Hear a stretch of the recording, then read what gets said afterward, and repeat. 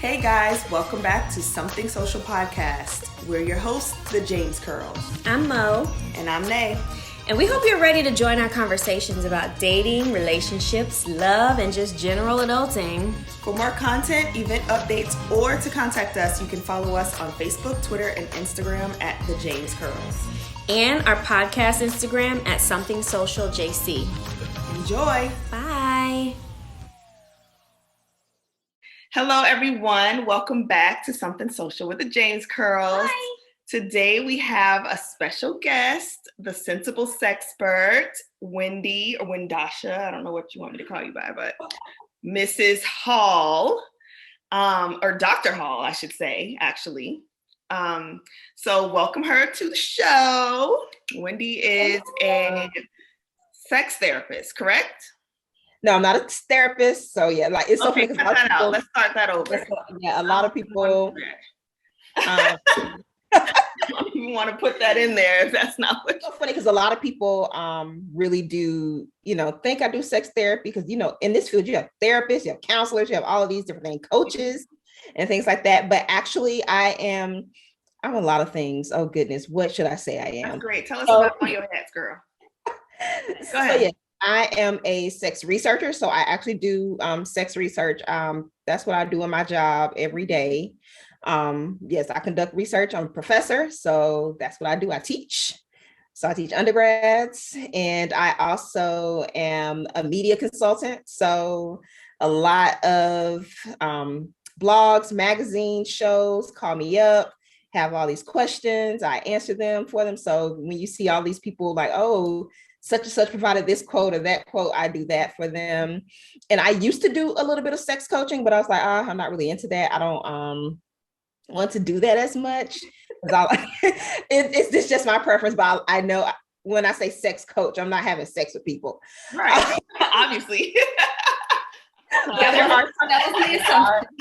No, but there are people there are sex surrogates. They do body work and they have, yes. And so, yeah, they do touch and have sex with their clients. So, but I don't do that.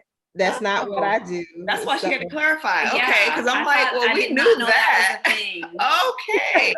Whoa. So yeah, therapy, I don't provide therapy or anything like that. But I know lots of great therapists out there. Mm-hmm. But I do know a lot about that aspect of the, psychology and the, behind it, but I don't offer therapy. I'm not a licensed therapist. And that's just by choice, right? So, so yeah, I like to be on the education end, the research end, and the consultation end. I like doing that work more. Wow. That's yes. so interesting. It is. Like things that you don't think are jobs. Yeah. Right? But they're necessary. Yeah. Just like this conversation. It is. We'll get into that. Now people are going to look up sex surrogacy. I've put money on it. People are going to start looking at that. As soon as we end this, that is happening.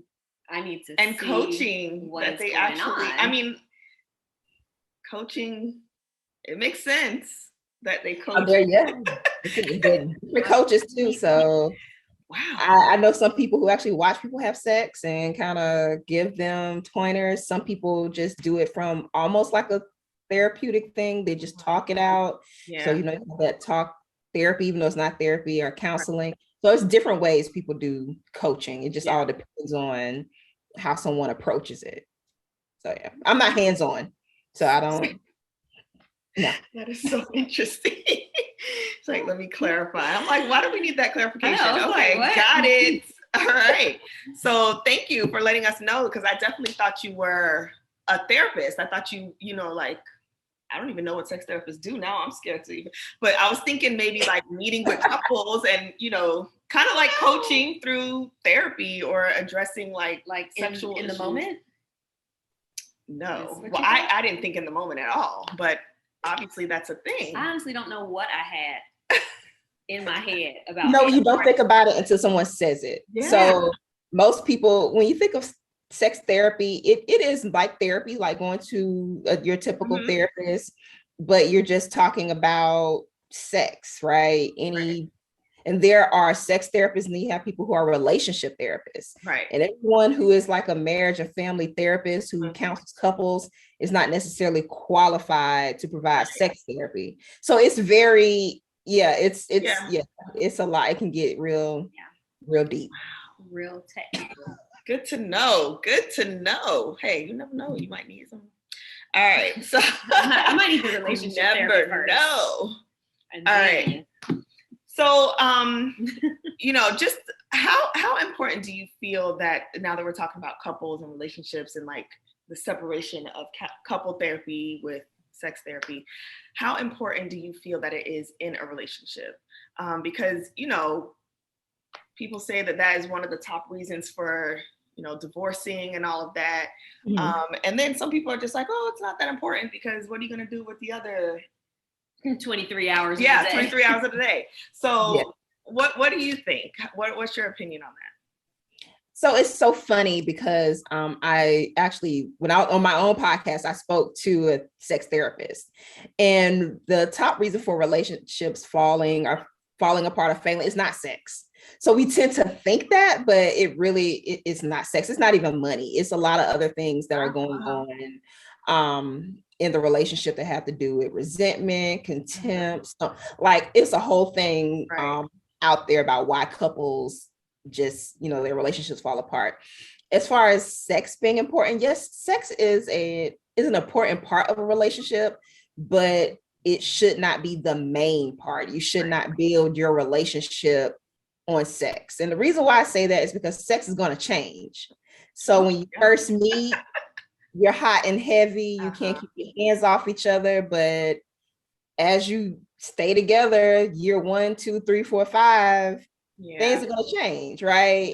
You have kids, things are going to change if you choose to have kids, or as you get older, our bodies change, right? So sex drives can go down for some people. Like for men, a lot of times their sex drives can go down and they have different issues. Sometimes for women, their sex drives can go up. So then you have some incompatibility right there, right?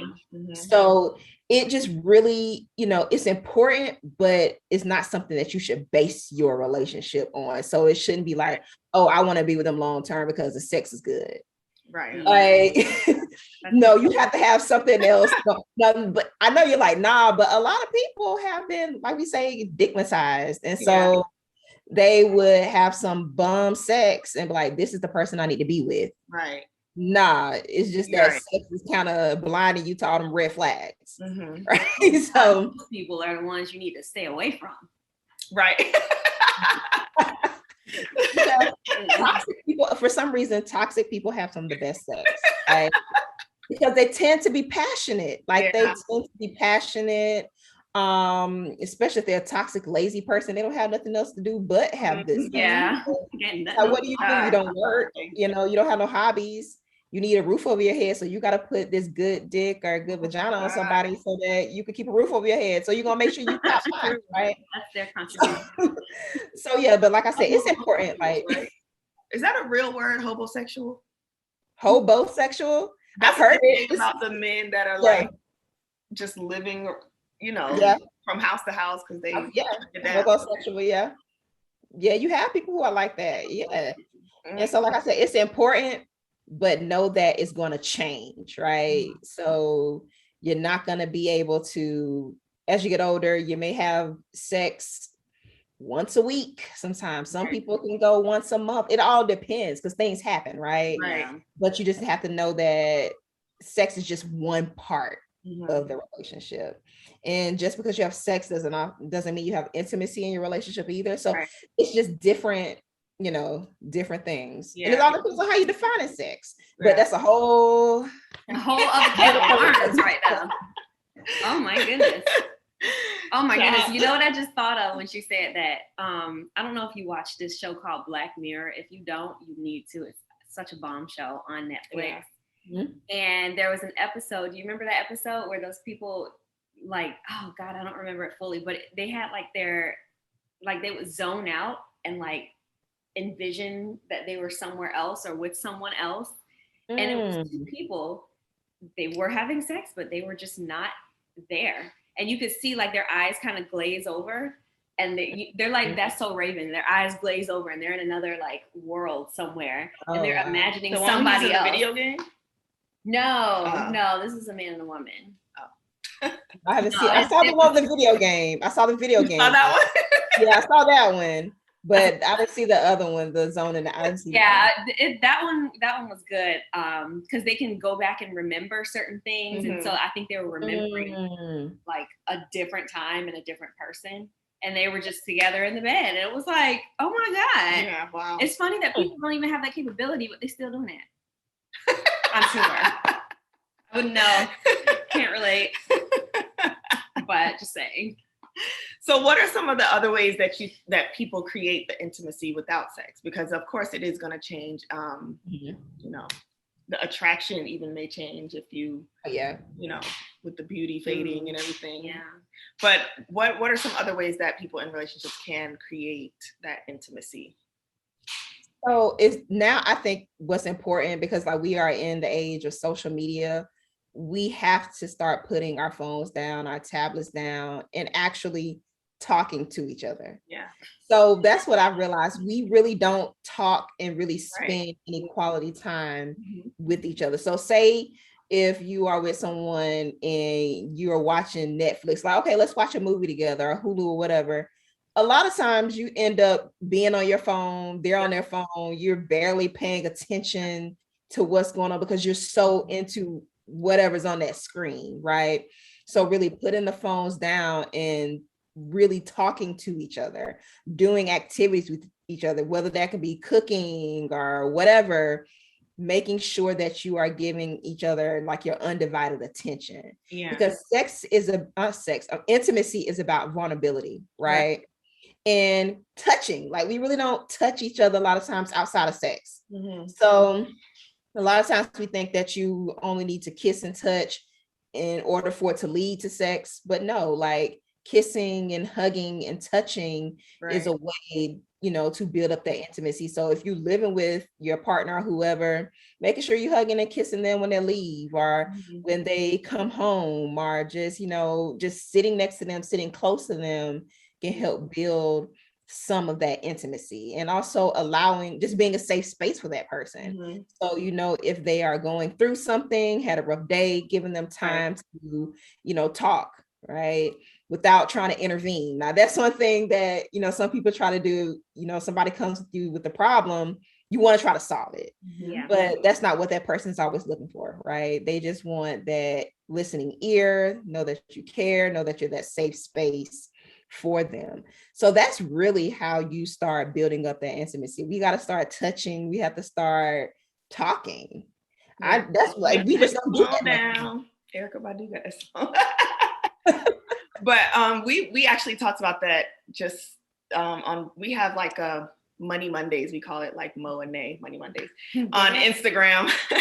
And we talked about just that, like we wanted the men to come on and be able to talk about like what challenges they face, whether in a relationship or not, just in general, like what challenges they face. And a lot of them, I was giving them like what I read, because I read a Facebook post that had those like topics, or that topic and the answers underneath. And I was reading like some of the comments off to them, and they were saying, a lot of them were saying that they didn't feel like they had a safe space to be vulnerable and without looking weak. And even with their partner, like they were just saying, like they don't feel like they have that space. So that's exactly what we were talking. Even the same down to, you know, listening, like just listen to me. Like I just need to talk to you. Like I don't need you to solve my problem. I just need to talk to you. So yeah, I could definitely see that creating the intimacy, because you want to have that safe space with your partner, whether it's just a sex partner and some of it's sometimes it's their spouse, so it's like y'all got to figure that out. You know, it's different if it's just like, you know, somebody you're just with, or you know, even if it's a live-in partner or whatever, but like if that's your spouse, like we really need to talk about that. Like I don't think enough people are acknowledging how important that vulnerability and that intimacy is, because and then they get so caught up in day-to-day life that it's just like just on go at all times. They have a routine, you know, get up, get kids ready, go to work, come home, make dinner, help with homework. It becomes automatic. You know, so we tend to go into like that auto mode. It's like you said, you wake up, you get ready for work. If you have kids, you get them ready, drop them off to school, you go to work, you do all that, and then you come and you do the same thing every single day, and it's a routine, and then you get stuck in this rut, right? And you have to sometimes step back and say, okay, we haven't really spent any time together. Yeah. Like spent any actual time together. We haven't even touched each other in a nice, loving way, right? So we don't tend to think about it. It's something that has to be intentional. Right. So intimacy has to be intentional, right? The longer you're together, you have to, like they say, you have to still date your spouse or date whoever you're with in the long term. You have to still be intentional about that. Because like when you first get together, it's new. You wanna put your best foot forward, right? Yeah. But as you go along, it's like, okay, this person is my constant. This person is here. At least that's how we feel, right? That person is your constant. They're there. But when you're not providing that person that intimate time, resentment can start to be building and you're not even know, right?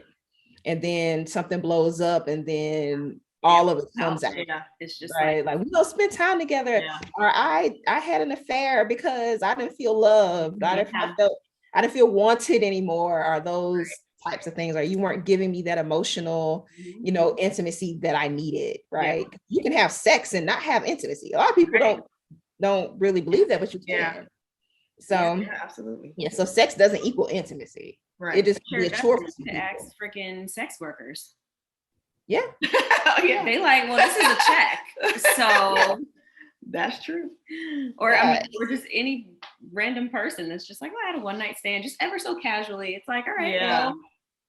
So or like in your marriage, it's like I'm having sex because I know I'm supposed to. This is what I'm supposed to be doing. Out of obligation. And that's you're doing it out of obligation. Yeah, talking to a friend of ours, he, a married friend, he was saying that is one of the issues that's in his relationship, like the 80-20 rule, right? Like the 80% is there, but the 20% was basically the intimacy. Yeah. It was intimacy in general, not even just sex. But that 20% was like weighing. Right.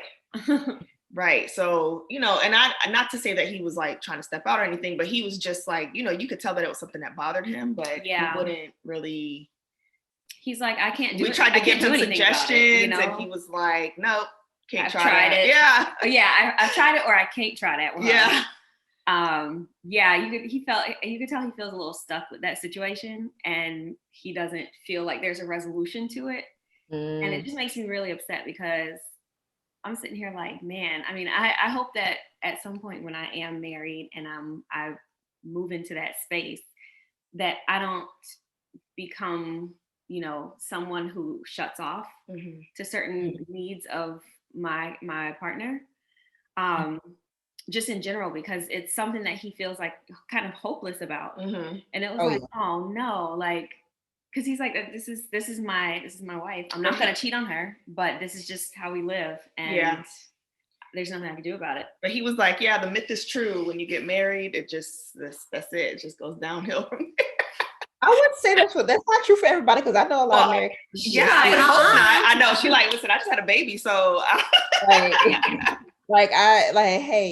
it's like I said, sex changes, but at the end of the day, if you want some type of sexual satisfaction, we said for them is intimacy overall. So that's a conversation that they really have to have. Right. If you want any type of satisfaction, so not even just sexual satisfaction, but if you want some type of relationship satisfaction, you have to talk. Right. You can't, because your friend's going to get to a state of resentment. Right. Yeah. Right? And he's going to eventually shut off, and then it's going to be, there's going to be a lot of contempt. There's going to be a lot of different things. Right. So they have to talk about it. And I'm not saying he's going to cheat or anything like that, but he might as well, if you're going to shut off, if you're going to shut down, right? Right. It's equally as dangerous. Yeah. That is dangerous. Very dangerous. It's upsetting to see that that so many, I'm not saying that everybody, but so many people are in that predicament. And it's like, wow, okay, I didn't know people were doing, because we can't relate. We're like, oh, what? That's a thing? I'm sorry, that's happening. So it's kind of disheartening. It's like, I hope I don't do that. I know. I'm like, I'm not gonna do that when I get married. And then we're like, well, we kind of like need to make up for lost time. So we might just be deprived.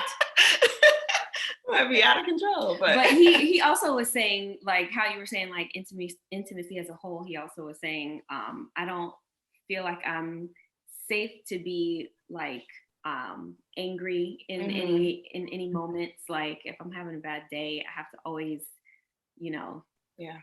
pull myself up by my bootstraps and carry on like nothing's happening. Because just him as a man, like just the role that he's expected to fill, he's like, I just don't feel like I can kind of like have that kind of outlet, or even just to be like left alone for a little while. So it was like, oh, okay, so it's like an overall thing that's probably going around, and that could apply to everybody else who is having an issue with the I would assume that it usually stems deeper than just the physical. Yeah. And then it's so funny because you said, not to get off topic, but he's like, okay, he wants to be angry. A lot of times we resort to anger and not really deal with what the true emotion is. Like, so are you angry, or are you really overwhelmed? Are you stressed? Are you sad? Are you confused? It's like, so we just like to put anger things and like try to express anger, but it's like, what really is like what's beneath that? Because it's easy to express anger, right?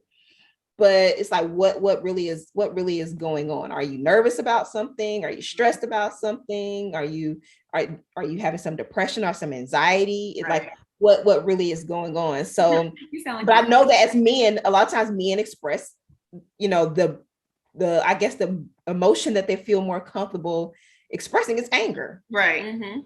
But that's just how our society has raised lives men to be angry, right? Not show any other emotion but that. Right. So that was one thing that we still off topic, but that was one thing that we talked to him actually about with his son, because he has I think his son is probably like 10 or 11 or something like that. But just asking him how he is raising him to express himself and express his emotions, because that is just how they're raised up, and for the most part, and it's just like you can't show. And I work in a school, and I see it every day with little boys, especially our black young men. They just don't want to show any sort of emotion. It's like, I always have to be strong. Like, so, just. That's oftentimes what they daddy tell them. Right. Yeah. And that can also lead to bad sex for men, or not fulfilling sex. Well, what a segue. So, wow. So, like, because a lot of people, and it leads to bad sex for women. So for women, we are socialized that we're supposed to be givers, we're supposed to be nurturers, and we're supposed to try to satisfy and please. Right. So when we do that, and we're always concerned about, our partner getting theirs, and we're not concerning ourselves with our own orgasm. We're not concerning ourselves with our own pleasure, because we tell ourselves in our heads, oh, the sex was good if they thought it was good, or the sex, I feel satisfied if they came, or if they had an orgasm. I hear a lot of women say that that's what makes me feel good, making my partner feel good. But it's like, no, sis, what about you? Did you have an orgasm? That's not a real feeling. So is the sex good for you? Yes, you're putting in all this work, but you're not getting what you want, or getting what you need out of the deal, because you're not speaking up. You're not saying, hey, this doesn't feel good, or hey, I don't like that, or hey, I want to try this, or I want to try that, because you want to be a person who's pleasing, right? Mm-hmm. So for women, that's how we have that orgasm gap, especially for straight women. You have that orgasm gap because we're not really speaking up, right? So when they're missing all the action down there when they're supposed to, because we have the clitoris, nobody, you got me who not paying attention to that. They just jumping straight into it, and you're looking like, okay. Gotta preheat felt good, like, no. Yeah. And then for men, because men are taught that they're supposed to be strong, they're supposed to have this whole masculine vibe by them all the time, they may want to try some things in the bedroom, but they're like, hey, I can't try that because I don't want to be looked at as though I'm weak, or I don't want to be looked at as though I'm quote unquote gay if I'm a straight man, right? Yeah. So I'm pretty sure you've heard the discussions about pegging and all of that stuff. Mm-hmm. For those of you who don't know what pegging is, that's look it up. But we get to actually, I was talking about that when I was up visiting. Yeah, so you have some straight men who are really curious about pegging, right. you know, because the prostate gland is very sensitive, right? However, they can't bring themselves to tell their woman or whoever that they want to try that, because it's automatically gonna be like, oh, he wants me to peg him. Oh, he did. Like, oh, sis, he playing for the other team, right? So we don't allow our men to really experience the full spectrum of their sexuality, right? So they have to be like, okay, I'm gonna go into the bedroom, I'm gonna be on top, I'm a banger, I'm gonna throw it through the headboard, because that's how I'm showing that I can give good sex, right? You think they're gonna just pound, pound, pound, pound, pound. But there are other aspects of their bodies that they don't even want to explore. Like someone say, I only get pleasure, you know, through my penis. It's like, you don't like your nipple sucked, you don't like, you know, all these other parts of your body, you're only experiencing it through that. So, like I said, not speaking up about what you want and not being comfortable with your partner can lead to bad sex. Yeah. And probably them not even knowing, because they don't experiment. I mean, and I was wondering if that is different in different communities, like in the Black community as it is, because I feel like white men are more sexually open. So are white women. They're fluid. They're way more fluid than we are. Well, that's what they say, but well, we don't have. They are. I've been involved. We don't have a lot of studies talking about that, but I would say the way Black people and white people are socialized are different. We know that, right? Right. And so we know in our community, if you're a man, Black man, anything that can come across as you appearing gay or bisexual is shunned upon, right? So if you're a straight man, it's like, you better not sit up here and like your legs on, you know, back while you better not like that. You better not like her all fours. Like, you better not ever be on all fours. With, you know, like that's, you know, so that's what we raise them as. And as Black women, we have to walk a fine line, right? Yeah. So it's like they want Black women to be good in bed and do all of these different things, but at the end of the day, it's like, okay, I don't want to come off as looking at like a hoe. Right. So it's like we have that on top of us. So it's like, okay, if we come into the bedroom assertive, saying, oh, I like it this way, that way, here go the handcuffs, here go all of this stuff, that like, okay, she gonna look at me like, well, how many men I done did this? Exactly. Right? Where did you learn all of this? So who done ran through you? Or if you're a woman who wants to have a threesome, right? I feel like a lot of Black women who I've spoken with, they're like, okay, they want to have threesomes, but they feel like they can only have threesomes where it's another woman and a man. They can't have their fantasy of having two men, right? Because it's like, I don't want to be looked at as though I'm a hoe, or we call that running a train, right? I got a train ring on me. I don't want a man, in my space. And so we're not allowed to be as open, you know, in our communities with our sexuality, because you get that whole label, or you get that, oh, they're gay label, depending on, you know. So exhausting. I know it is. It is so many rules. It's exhausting. Yeah, there's rules. I don't.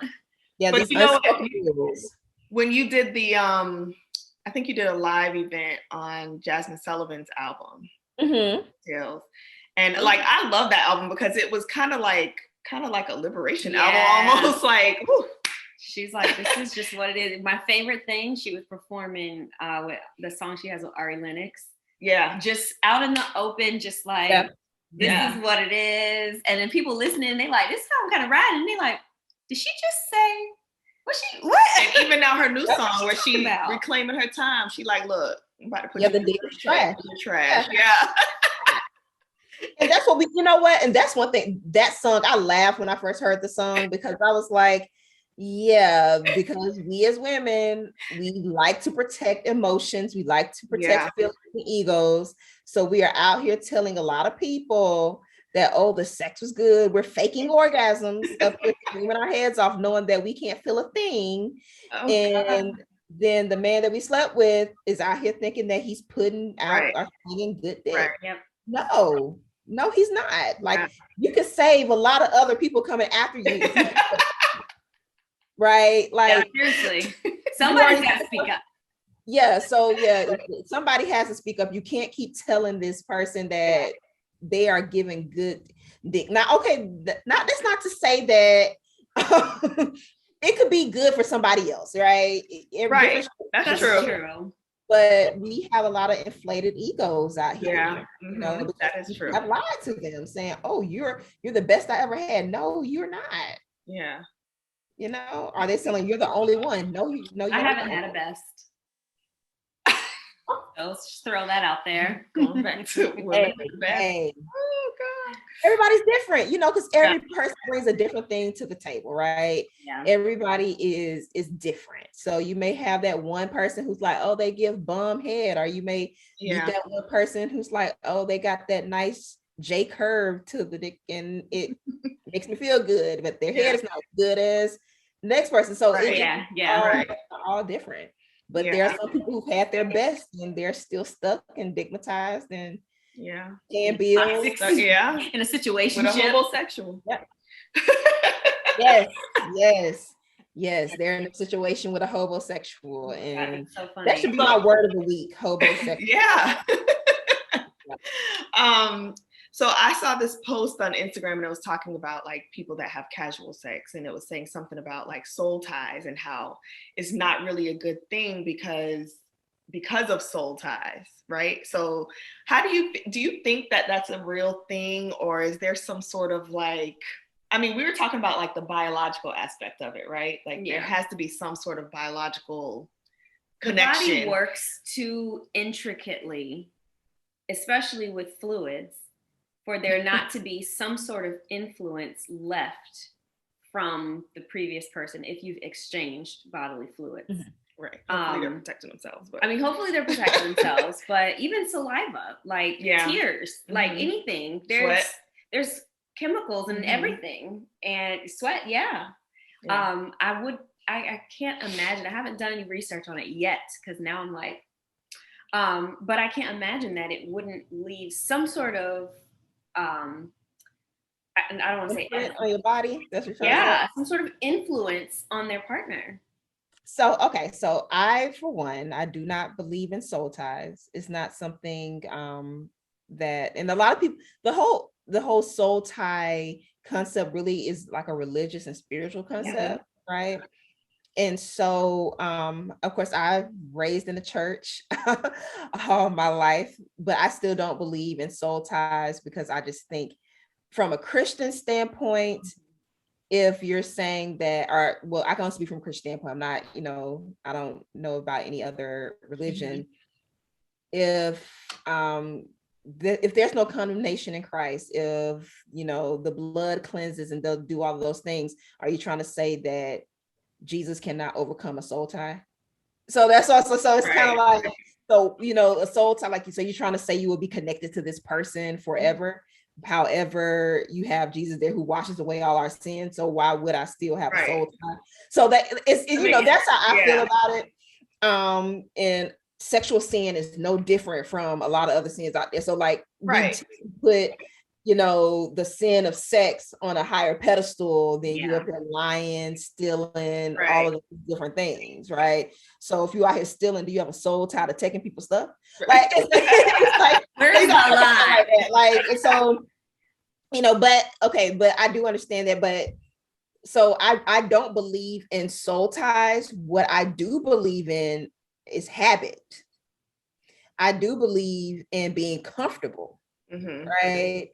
And I do believe in trauma, right? So people a lot of times are with someone, or they stay with someone out of habit because it's something that they're used to, right? They're scared to move on because in their minds, or somebody has told them that they can't move on or that they can't do better. So they keep clinging on to that someone, or they keep clinging to that something that that person has.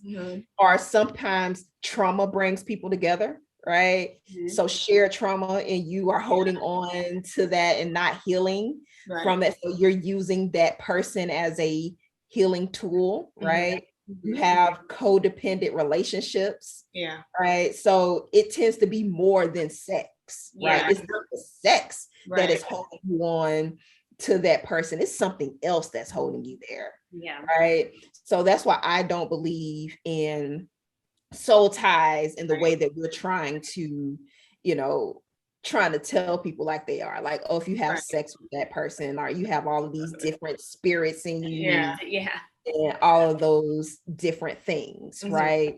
Because that's also part of purity culture. So it's, oh, every time you have sex, that person is going to leave this little bit of you and all of that stuff. Yeah. But biologically speaking, right, if we want to get down to biology, just pure biology, and we have to think about ourselves as being animals, right? So if we want to just be like biology, take all of our higher level thinking out of it, the body is capable and very much well of ridding itself of what it does not need to be there. Right. So you like the vagina, that's what we say, the vagina is self-cleaning, right? So, and technically we want to get pregnant. Our bodies want us to get pregnant, every month. No, that's just our biological drive. And our biological drive will tell us to have sex with the best person or the best people out there so that we can repopulate and keep the human race going. That's really like that's where our libidos and things like that come from. That's our natural drive. So if you think about animals like lions and tigers and bears, they're not out here saying, I don't think that bear is going to be it's going to be the perfect, mate for me to take care of. I don't want his all that stuff. No, they're like, okay, so that bear is strong. That bear can fight. They can hunt.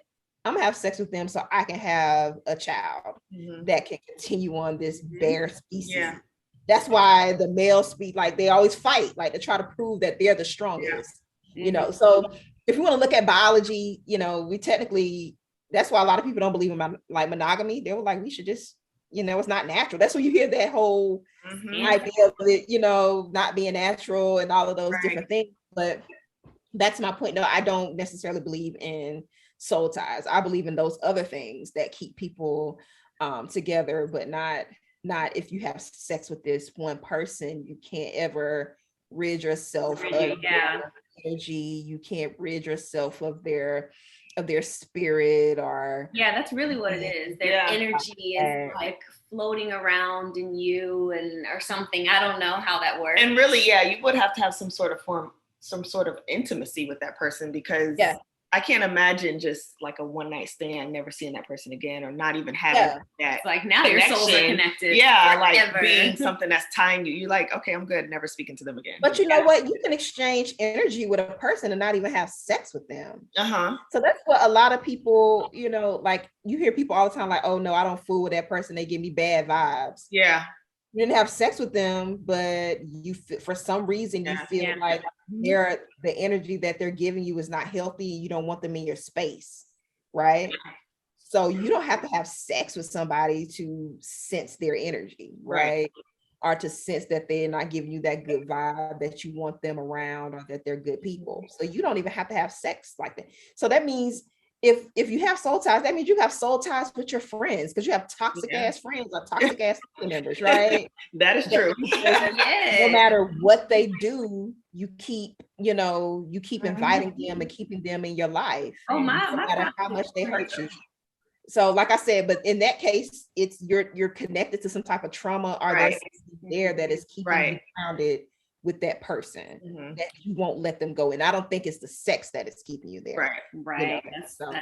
Now that she dropping gems. Makes sense. Definitely makes sense. Can we go back for a second to the bad sex conversation? Okay. So you mentioned briefly, and I also heard it on that thing that somebody sent me, that video asking us to talk about this, the orgasm gap. What the hell? Send help. So what do you think that it is that men are like missing? Because I think it's like an alarming percentage of women are not completing the mission. They said if the world was populated by women having an orgasm, there would be like 9 people Do you think it's just because they don't know anatomy? Like, I don't understand. But like she said, I think it does have a lot to, like, for me personally, I feel like, I'm getting personal on the podcast, but I feel like it has a lot to do with because it's really mental. There's a mental piece that is. Okay, I can acknowledge that for sure. And if my mental is not there, then it's not. That's a big one. It's not actually. Yeah. So the orgasm gap is so funny because it's really for straight women, right? Because lesbian women have more orgasms than straight women, right? And of course, gay men and straight men have a lot more orgasms. Bisexual women tend to, when they're having sex with a man, they have less orgasm. Having sex with a woman, or they have more. The reason why a lot of that is it is due to one, anatomy, not knowing anatomy. So most females, femmes, women, people with vaginas, being inclusive, are not gonna come off of penetration alone. Like, so if you're a person and you're having sex with someone and they just want to jump right in, a lot of times you're not gonna have an orgasm, especially if you just stroking, right? And if they're just doing all of that and not even paying attention to the clitoris, because that is what it's for. There's no other purpose for the clitoris other than sexual pleasure, right? So if you are ignoring that, if you are not making sure that you're taking your time and doing that, so whether that is oral sex, having some toys there, your chances of having an orgasm is going to go down. Right. I'm not saying that there aren't other places on your body that you can, achieve an orgasm, because some people have orgasm through their nipples, scalp, feet, you name it. There are a lot of different erogenous zones out there. But the clitoris, yes, you have to pay attention to that. Right. So when you're having sex with a woman, two women having sex, they know what needs to get done. Right.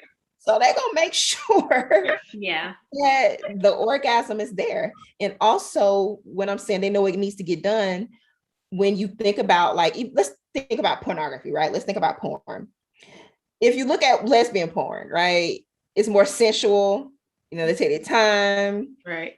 Like I said, they're focusing on the body, and those things that make their partner feel good. Right. However, when you see the straight porn, it's like, okay, the dude knocks on the door, you turn your head 10 seconds, they already bent over on the couch. You're like, wait, you just dropped the piece off 2 seconds ago, but now you got her feet hanging. So it's like, wait, what happened there? Like, there was no, and the most you see of oral sex, and it's like, okay, they're only gonna give a little oral sex just so they can slide their dick in, right?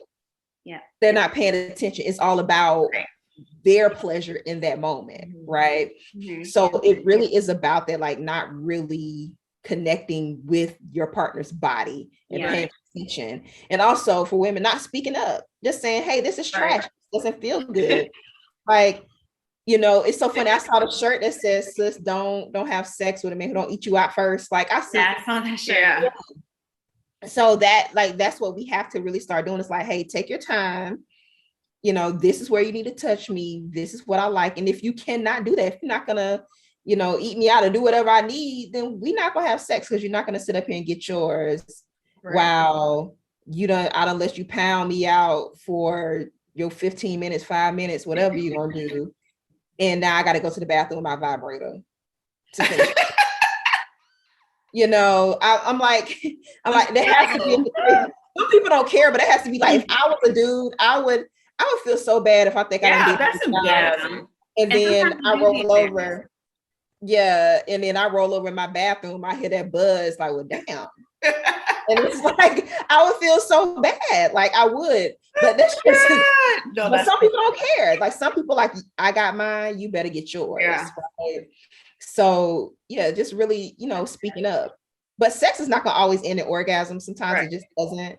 Like you said, if your mental isn't there, sometimes it's just not right. Right. And the timing is off, just certain things going on. But a lot of times it's because we're not paying attention to the bodies. Yeah. But men are selfish sometimes, so they're gonna make sure they get theirs. Yep. And yes, when we gotta speak up. They're like, I don't feel like putting in this work. Like, I don't feel like this is a lot of work, so I'm just gonna do what I need to do, which is 5 minutes long and go. Yeah. What you need to do. Yeah, and it's the lie that we say that women take longer, they need a lot more to organize. That's not true. They just don't figure it out.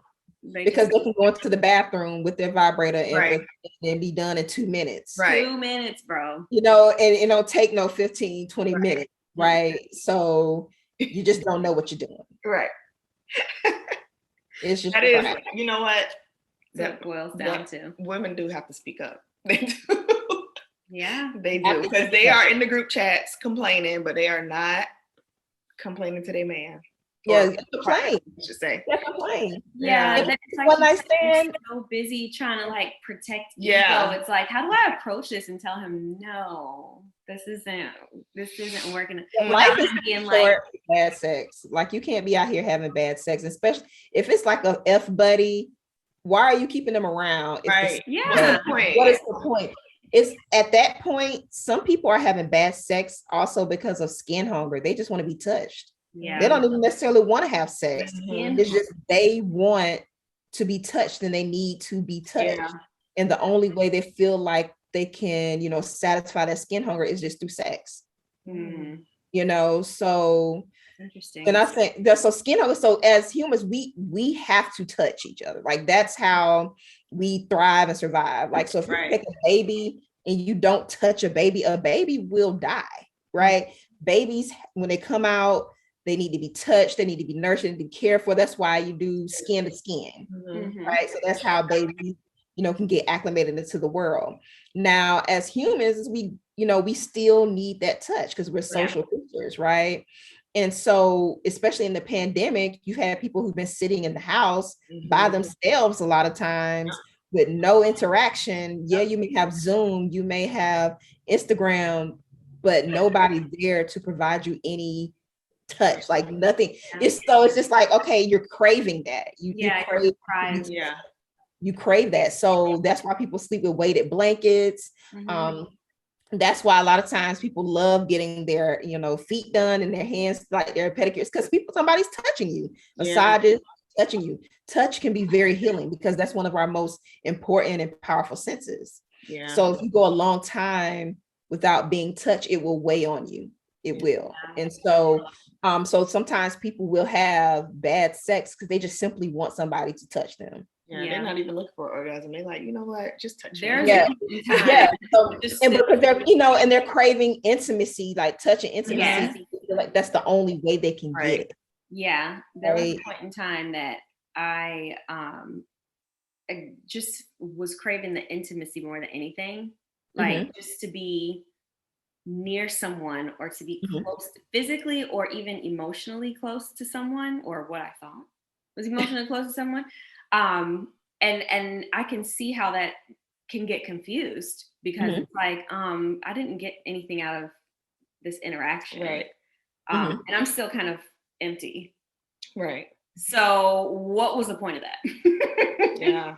Skin hunger, but not even just skin hunger, but just to be in the space. You know what I mean? And so obviously you put yourself in that space and then things happen and whatever the case is, but ultimately that's not what you was looking to do. That's not what you was looking to accomplish. You were craving general intimacy and then you go into it with the wrong mindset and things happen and then you end up and you be like, well, that was pointless. It's a waste of time. Go back to bed. Yeah, it happens all the time. But I think right now we're in an age where we're not really fostering or having real connections. Yeah. You know, with people. Because I will say I'm not trying to blame everything on social media because I research social media and all of those things. That's like a part of my job. But we really are in the place where we are not forming genuine connections and relationships with people. And a part of that is because social media has expanded the world. And we feel that if we get into a relationship with someone that we're going to question it because it's like, oh, there can always be something else out there. Yeah. There can always be something more out there. Right. So I don't want to put time and effort into this friendship, into this relationship, because I could be doing something else, or there could be other people out there who can provide all these other experiences for me. And that's not to say that you have to be like monogamous with someone, right? Because there is polyamory and there are open relationships, but even those have rules and boundaries around them too. But we're always looking for more, right? Or we are expecting a lot more out of people than we really should, right? So if we do get in relationships with people or friendships with people, we think that it should be like how we're seeing it on Instagram or Facebook, right? So it should be the lavish trips and the big gestures of love, like oh, he's in Paris and proposed to me on the Eiffel Tower, and then flew me to Dubai and proposed to me with my choice of 6 engagement rings, and I saw that. Flew a helicopter in. Or even with your friends, like, oh, if we're not going on these lavish trips to Bali every month in these 5-star accommodations, is it a real friendship, right? And so we have a lot of gestures online, but we don't have a lot of people who have actual friends. Right. Yeah. So because we're looking for all of these things, right? And we're expecting so much out of people because of what we're seeing on social media. Right. So we're like, this is how everything, we're looking for curated experiences. Right. And that's not how it is in real life. Right. Yeah. Oh my God. Yeah, we definitely talk about social media a lot in our events, and even like sometimes online, just because it does play a huge role in the issue. I mean, the whole idea behind something social, and like when we started, was like, what's going on with the men and women that we can't, like, we're missing the mark somewhere. Because like we have so many friends that are successful, beautiful women that just, like, you know, we're dating, but it's nothing sticking. Nothing is sticking. And the men, when we talk to them, is saying the same thing. So it's almost like something somewhere is not connected. Yeah, we're disconnected. So we were trying to get the conversation going on what is it that's missing. And even now, still when we talk about it, it's the same, like we're complaining about the same things. But I do think that plays a big role, that people, maybe we just don't know how to make those connections anymore, because we're so used to, like, now meeting somebody, you're going to get their Instagram, right? You're not going to get their number. You're not FaceTiming them. You're checking their Instagram page, or you're talking to them through DMs. Like, it's not even like a phone call connection anymore. It's a good thing and a bad thing, because you get to peek into their life a little bit. Yeah. Their life. Their life. Like what they want you to see. I always tell the story of, I met a guy on a dating app, and I went on his Instagram, and we exchanged like that kind of information, and he just had like booty cheeks everywhere, and I was like, okay, well, that's not my type of man. We're not into the same things, so I'm glad I saw that. Yeah, I mean, I do think it is a good thing, because it kind of gives you like okay, I don't know if I'm ready to talk to you on the phone, give you my number, let me just see what's going on with you. Yeah, right. But I mean, I do think that definitely plays a role. But you got to think about it. So because, you know, we're old enough to remember life before Instagram. We're life before Facebook and even MySpace, right? We had no other option but to talk to people on the phone. Right. We had no other option but to go on a date with someone to kind of get to know them. Right. So now we can exchange our Instagram handles, our Facebook handles, and kind of go through and see, okay, well, I'm not liking how they look on this curated platform. So I'm going to pass. It's so funny, because I was thinking about it as I was coming back on, and I only, like I said, I speak for us, you know, I talk about Black, you know, relationships, Black love, Black women, Black families, and things like that. And I do believe that the reason why we tend to miss each other a lot of times is because we have a lot of stuff geared toward telling Black women what they need to do to be successful in relationships, and treat it as though Black men already have the answer, right? It's just that Black women are the deficit a lot of times. So that's why you have all of these relationship gurus focus their work toward Black women. So you have the Kevin Samuels, Steve Harvey, you have the Derrick Jacksons, you have all of those men. That's true. Who are trying to tell Black women what they need to do to get a Black man. But you don't have these men gearing their energy toward Black men, right? No accountability. So there's no accountability on their end. I'm not saying that there's something wrong with Black men. It's just that we gear toward Black women, right? Because it's the narrative out there that Black women are the most unmarried women out there. So we have to do something to fix that. Right.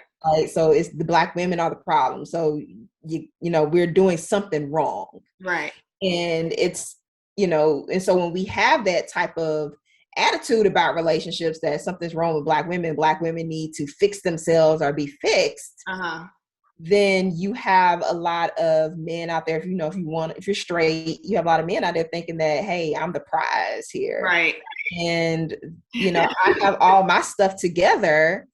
And, you know, if you study, you need to have, you know, they don't see themselves as needing to have, you know, work on themselves. So they don't see themselves needing therapy. They don't see themselves that was an aha moment internal work, right? That's definitely part of the issue, because I feel like that's something that they hang over your head, kind of like in dating. It's like, well, they really feel like they're the prize. They are the prize. And I don't know I think it has something to do with like the women outnumbering the men and them thinking that they just have the pick of the litter and we have to do what we have to do to be chosen, right? Yes. It's a competition. Pick me culture. So you have, and then a lot of women contribute to pick me culture, and then they'll down other women. It's like, oh, you don't cook. Oh, how dare you? Right. Yeah. You know, there's all these lazy women out here who doing this and that. So it's kind of like, oh, pick me. I'm the one that you should be going after. Right. So it's all about being chose. We tell women that they need to be chose because, you know, it's the whole, you know, biblical, he who findeth a wife findeth a good thing. So women need to put themselves in a position to be chosen. You need to sit back and let your husband come, or your man or whoever come to you. Right. Instead of telling women that a lot of times you need to go out and take, you know, shoot your shot. Right. Yes. You need to. And the men are like, yes, come talk to me. And it's like, and find the person that's for you, right? Yeah. And quit going after this idealized image of what you think a partner is supposed to be. Like Kevin saying, I'm tired of this whole high value man bullshit. Like I'm so tired of that. Like, what does it mean to be high value? It's so funny because I was talking to my husband about that, and people are like 6 figures. I'm like, 6 figures can be $100,000 or $999,900. You know what I'm saying? Right. So what are we talking about? Yeah. And they tend to think that finances is the only value that a man has. Finance is exclusively to finance. You could be complete low quality. Right. No, I need somebody that like supports your dreams, you know, motivates you, emotional space, like all of that comes before finances for me. Like I care about them, but I don't you know what? But I think a lot of times with Black women, it is damned if you do, damned if you don't. A lot of times. So like we want a person who is financially stable, right? We want someone who can take care of themselves and also take care of us and take care of a family. Right. And so then when you want that, it's like, oh, you want a high value man, like you said. But then in the other camp, when you want a man who can provide financially, it's like, okay, you're a gold digger, right? Or you just out for money. Right. Why can't you get a man who has potential? It's like, no, we're not dealing with potential. We're not dealing with projects. You get yourself together first, right? Yeah. So it's like we're in this space of like, well, what do we do? So if we want a person with, you know, some resources, you know, we're not good enough for them, or we have to be a gold digger. It's just all these different things. And like I said, we wouldn't even know half of this stuff if it wasn't for us sitting online all the time. Social media. We wouldn't know who the hell Kevin James is. We wouldn't know. Like, you know what I'm saying? We wouldn't know who Derek Jackson is. We wouldn't know. He somehow just gave him a cell phone. He's sitting in the car. Yeah. Right, outside of his side chick house. Telling you that you need to leave that cheating man. You know what I'm saying? But he's cheating on his wife. Right. You know, so it's like, it's a mess. You know, we wouldn't know who these people are. Like, I feel like our relationships were so much simpler They were. When we didn't have access to what was going on in other people's lives. Yeah. Right.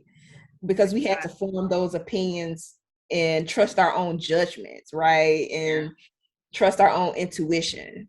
Now it's like we may have good vibes about somebody, but then we see on social media, it's like, well, dang, he hasn't done this for me, or he hasn't done that for me. But I see he's on social media and he texts me back.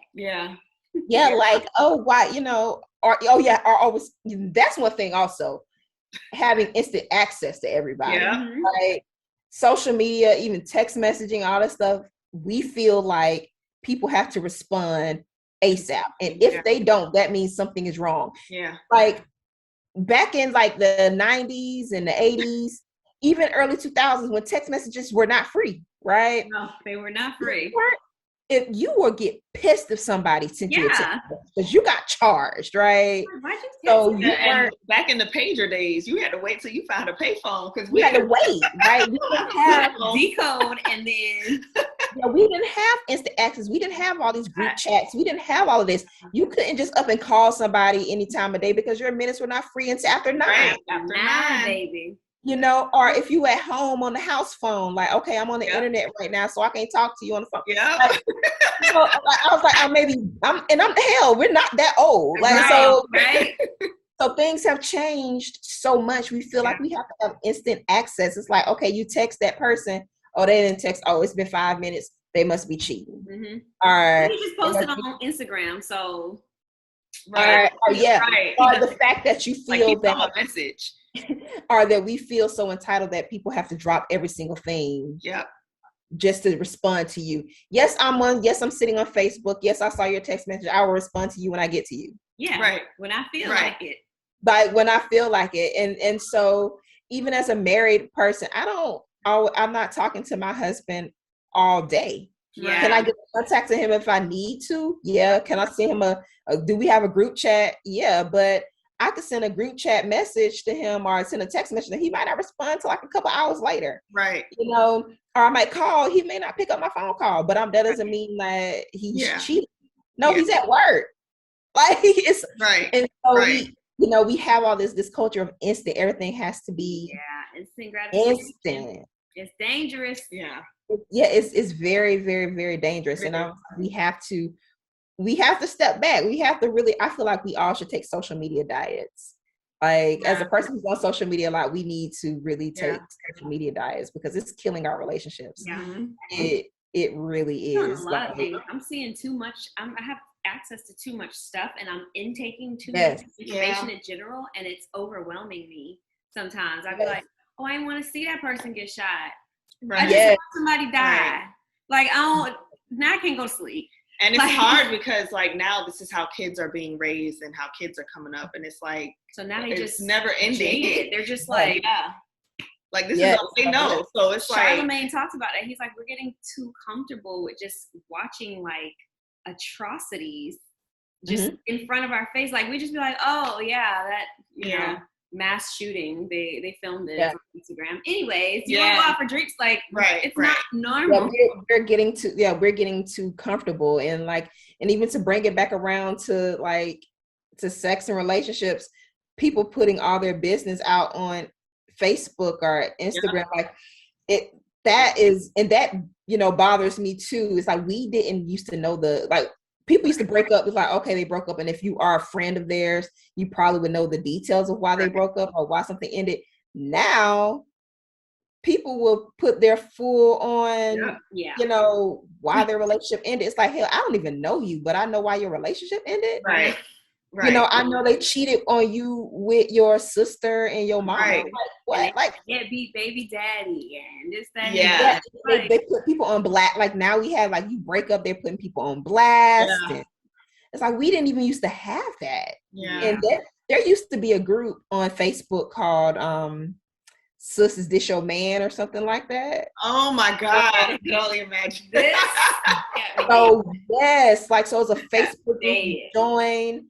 And what the women would do in that group, they'll start dating a dude and they will put his picture up on the group and they're like, do y'all know anything about this man? Oh my God. It's like Carfax. And yes, and so you will see all of these comments of people like, oh yeah, girl, he used to mess with this, that person, and all like it was crazy. It was wild. And because I joined the group, I'm like, is this real? Oh, it was real. Like, so oh people, my God. and people would be like posting their husbands in there. Oh, do y'all know anything about this man? I was like, oh, you're just gonna purposely ruin your marriage, huh? Yeah. So like you're about to play with some fire, huh? Because somebody will come and say, you know, gosh, that's your man. Yes, I don't know if the group is still in existence, but yeah, it was wild. Like, so people were just, like I said, we have too much. Like, it's a good thing because we're connected, but yeah, now it can get out of control really fast. And I don't know if there's a bruh's this your girl. I don't know. There could be. Probably. Like, so yeah, it's a lot out there. So like I said, if we're sitting on social media all day seeing this, it makes it hard for you to have relationships because it's hard for us to trust people. Right. Right. So you can't, it's like a person starts treating you nice or being good. It's like, oh, they're too good to be true. Something gotta be wrong. Yeah. So on his Facebook and Instagram, let me go DM some of these exes of his. Yeah. I need to get the scoop on why they treat me so good. Because we feel that we don't deserve to get treated well. Like, and so it's a lot. Like I said, that can be a whole conversation. We have plenty of time for it.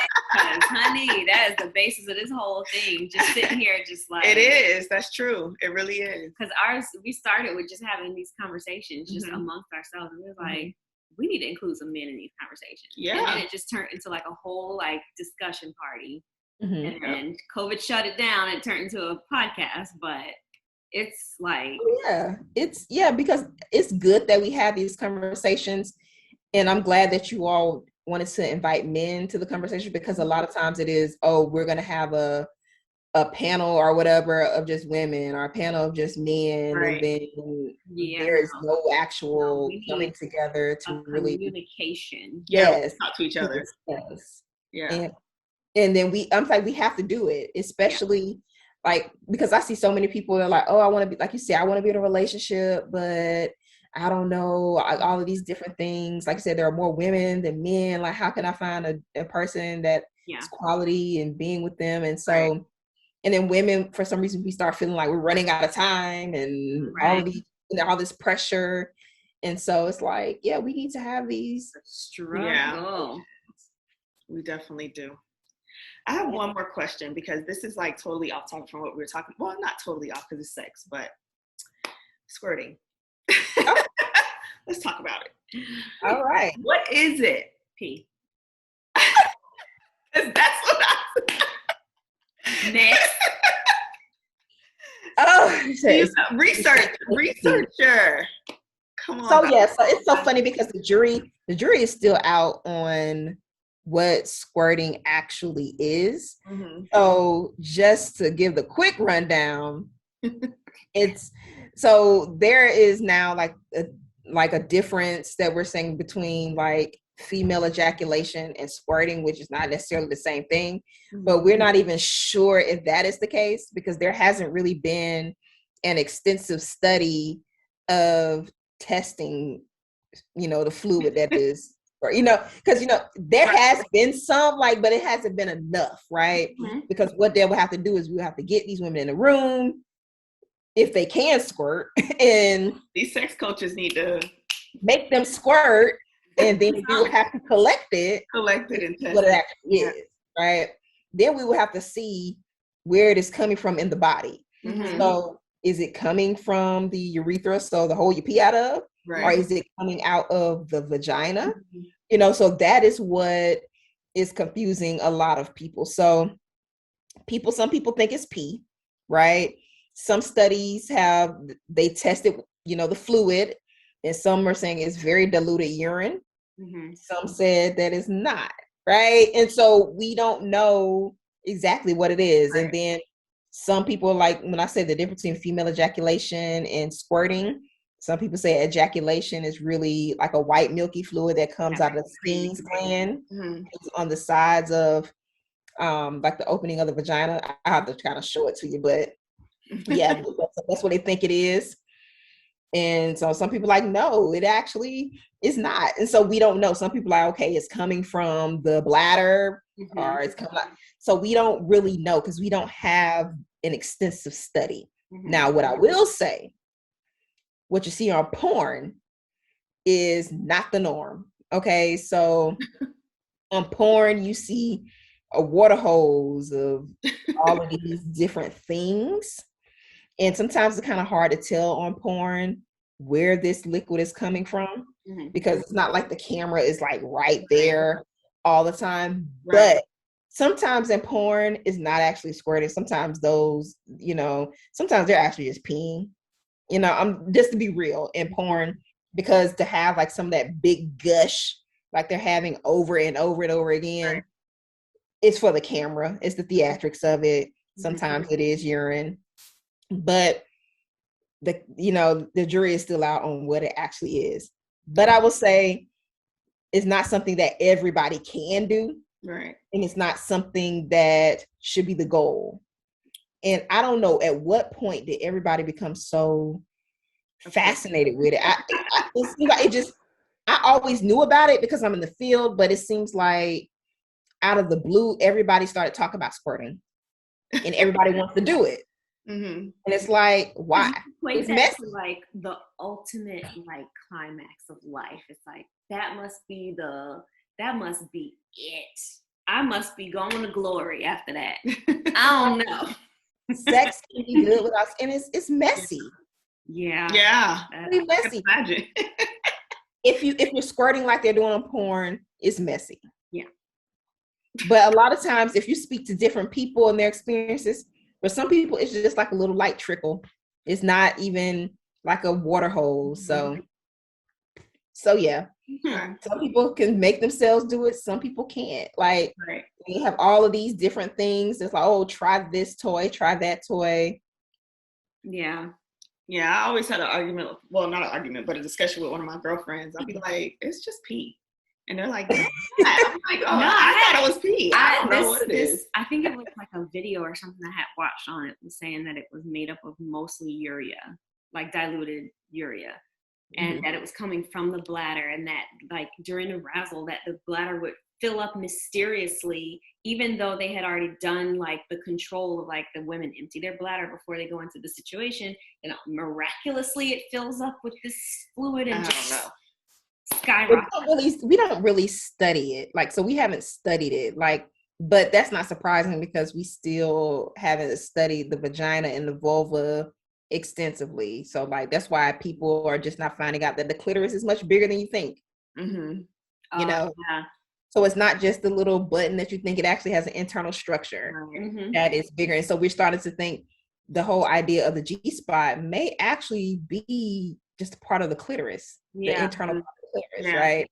So, but we have to do more research on that. So you definitely haven't done any more research on like squirting, but you have to have a science, like like biologist or chemist do that. Right. Yeah. I'm not doing that. I have to do that. I'm a molecular biologist. I deal with microorganisms. You can do it. You just got to get enough people who can actually squirt. I know a few. And be in a controlled setting. Lying. I mean, they're not the type of people that's like, yeah. Oh. So I'm like, I believe them. Maybe. They're very like homely, matronly, like good people. Yeah. If they can do it great. If they can do it great, more power to them, but you don't have to squirt. I think it's an ego thing for the husband or man. It can be. Like, oh, I made her squirt. Yeah. Some men that I talk to though are like, I don't like that because it's just everywhere. And I don't everywhere. Have the sex in the bed and you're doing all that, like you're gonna have to get up, you're gonna have to change sheets, you're gonna have to wash things. They're like, there's nothing sexy about that. So I don't like when that happens. That's funny. Yeah, especially if you're trying to do a porno style, it's everywhere. But they have special sheets now. They have like special sheets that you can have sex on top of that you can just take off, and like it kind of absorbs like fluid and things like that. A giant pad. Yeah. What? She pad. Giant. All I could think of was a pad and could just wrap around the bed. A bed pad. Like it's you lay it on the bed, you have sex, and then you could just take it off, and toss it in, so you don't mess up your sheets. Who invented that? That's a good idea. All right. Well, I think we had a great discussion. Yeah. Thank you so much for coming on. This was really no problem. Have you back. Yeah, we need to talk about. This was It's fun. so funny because I have to do because like 2 years ago I did a event called Sex Sips and Sweets, and it's so funny because I was like, oh, are you gonna do it in Florida? I was like, I may one day do it down there. You should. Only when I had one child, and so we have to see how that's gonna be. So yeah, because like only time I come back to Florida is when I go home to Tallahassee. I haven't been to Orlando in like South Florida. How did you even get into this? Like, you just say, I'm just really intrigued by sex. I think I'm just gonna stay. So actually, how old am I? I'm 33. So I've actually been doing some form of like in this field for like 17 years. So I started before I got to college. So I started in high school, and I was a peer educator when I was in Tallahassee, and I was doing a lot of HIV prevention work. And so that's really how I got into it.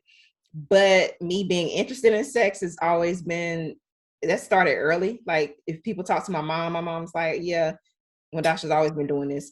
So like, like literally I used to sit when I was in like middle school, like the History Channel, probably even some of elementary school, probably late elementary school, like 5th grade. So the History Channel used to have this documentary called The History of Sex.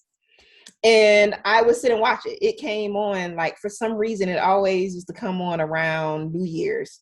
And I would sit and watch the history of sex. And they've literally just talked about sex since the beginning of time, all the way up until modern day.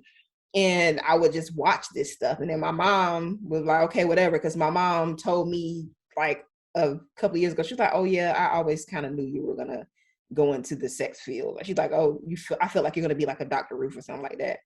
So she let me. I love it. So I've been, like I said, I've been talking about this, doing all this for a very, very, very long time. Wow. When I was an undergrad, nobody really knew because I didn't, but it's just something I've always kind of always done. Like, it's just, but you're very knowledgeable, and so you can tell. Do what you love.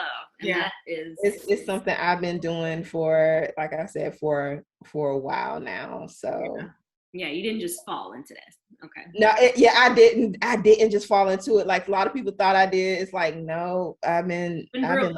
I've been a little girl. Like I always was interested in bodies and like puberty and periods and pregnancy and like how these things. I remember when it probably was embarrassing for my mom. I asked her, I remember when I was, I think in 5th grade or 6th grade, and I was like, how old were you when you had sex for the first time? And she was like, oh, we talking about this. I would just ask these questions, and I wanted to know. I just wanted to know how is this sex thing working? Like, what do people, how are we doing this? So, yeah. Interesting. Yeah. So now this is what I do. I made a career out of it. Perfect. I love that. I love it. That's great. It's not every day that you, like I said, it's not every day. Like my line sisters are kind of always knew, but I wasn't doing it to the level of how I'm doing it now. So now it's a whole brand. Yeah. So you got the Sensible Sexpert on Instagram. You have your podcast, the Sensible Sexpert, and doing your research. So you might see your name in a Cosmo magazine or something one day with a quote. I don't know. So I've been in Cosmo, I've been in Essence, awesome. I've been in Glamour UK, Women's Health, Shape Health. Awesome. I've been on the podcast. Y'all know Kevin on Stage with their. I was on their podcast. Oh, nice. So I've been in Oprah Magazine. So but a lot of people, I just don't ever say, because I'm just a pretty regular person. It's like, to me, it's just, just, yeah. And so, I don't ever say, girl, I just don't ever talk about it. I know. And so when I know. Yes, I just don't really ever, because to me, it's just like, because you big time. I'm not, I don't consider myself big time. It's just something I do. That's how I look at it. It's something I just do. Unless you ask me, then I'll tell people like, but yeah, it's not great. So you like, not I'm saying is people probably be like, really? And then they start. Well, now they about to find out. So we're gonna put it in the little caption. It's gonna all be in there. Yep. I know a little bit about what I'm talking about. Just a little bit. You can tell that you're knowledgeable in the area. You can definitely tell that you are a researcher. Okay. Yes, I'm a researcher. I study this stuff for a living. Yeah. Yeah. And it's not always sexy. Oh, yeah. Oh, yeah. I'm sure. Well, thank you again for coming on. This is awesome. We have, you do Just the Tip Tuesday, right, on your page? Yeah, so sometimes, I do Just the Tip Tuesdays, yes. And we did Just the Tip was like how we ended our podcast. So it just works perfectly.